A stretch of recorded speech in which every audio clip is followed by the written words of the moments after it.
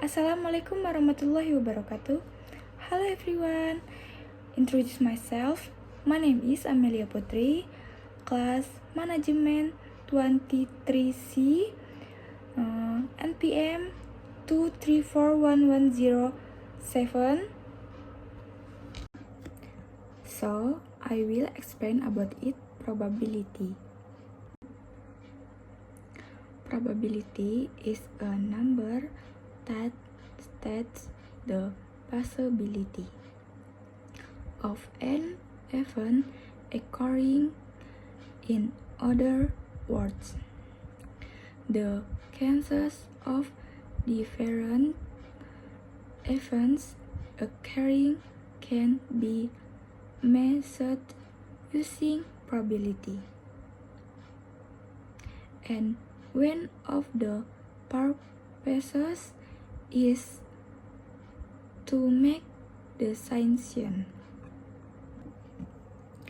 Tujuan probabilitas adalah untuk mengukur ketidakpastian dengan membuat prediksi atau hipotesis, sehingga seseorang dapat mengambil keputusan yang sesuai.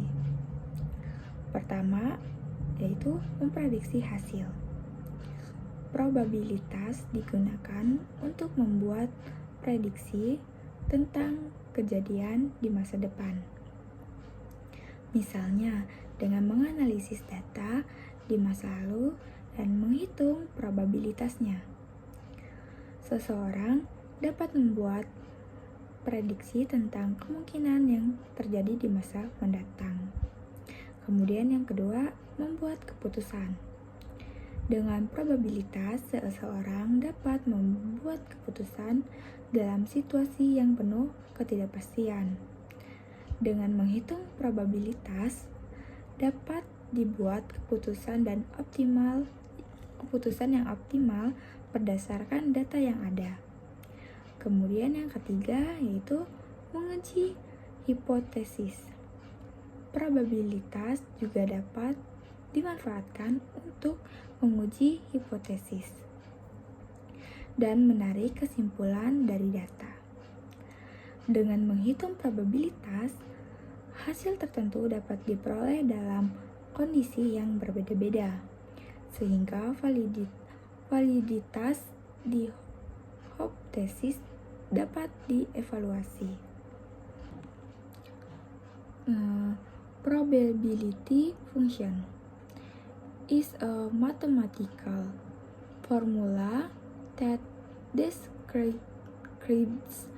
how likely it is that a random variable is within a certain range of values rather than an exact value. Rumus probabilitas. Di dalam teori probabilitas terdapat istilah peluang kejadian. Banyaknya kemungkinan pada ruang sampel. Semua hal tersebut akan menentukan nilai probabilitas dari suatu kejadian. Peluang kejadian adalah nilai yang menggambarkan kemungkinan tentang terjadinya suatu kejadian yang dilambangkan dengan P dalam kurung A. Sementara itu, banyaknya kemungkinan merupakan jumlah kemungkinan yang bisa terjadi dalam sebuah kejadian yang dilambangkan dengan N dalam kurung A. Ruang sampel adalah banyaknya sampel yang ada dalam sebuah kejadian atau himpunan dari suatu hasil yang memiliki kemungkinan untuk terjadi dari suatu percobaan. Hal ini dilambangkan dengan huruf N dalam kurung S. Untuk rumus probabilities, yaitu P dalam kurung A sama dengan N dalam kurung A dibagi per N dalam kurung S. Konsep dasar dan hukum probabilitas. Probabilitas kejadian dilambangkan dengan P. Apabila kejadian jual saham dinyatakan dengan huruf A, maka probabilitas jual saham dinyatakan dengan P dalam kurung A. Sebaliknya, apabila kejadian beli saham adalah B, maka probabilitas beli saham adalah P dalam kurung B. Selanjutnya yaitu probabilitas bersyarat.